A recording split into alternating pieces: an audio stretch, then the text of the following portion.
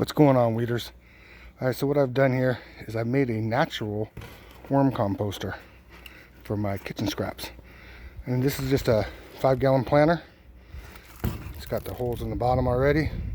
So I went along and I put a bunch of holes in the side with the drill. Right? And you can use a 5-gallon bucket. I actually did one with a 5-gallon bucket as well.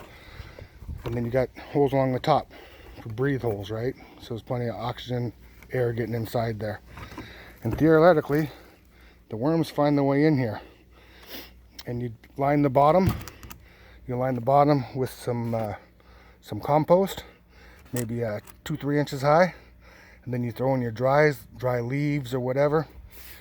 Newspaper, if you want to use shredded newspaper. I'm just using dried leaves. And then give that a little bit of a wetness. And then you throw your, start throwing your kitchen scraps on top of it. I'll show you what's going on over here.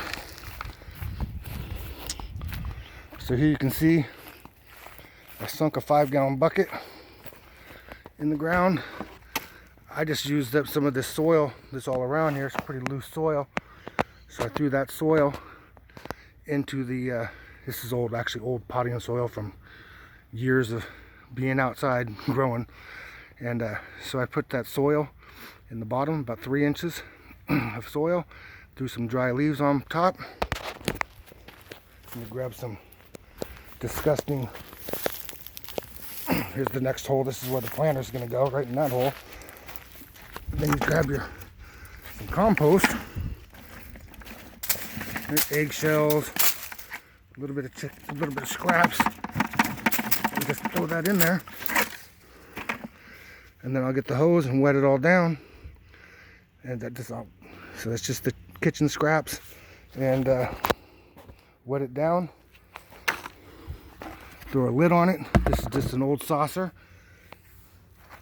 And then I'll get a rock. That's a pretty big rock. Here we go. That one's too big as well. Anyways, you get the idea. Set a rock on top, and then the worms start going through those side holes and eating your compost. And what you can do is you can layer, you'll layer some more dry leaves and stuff.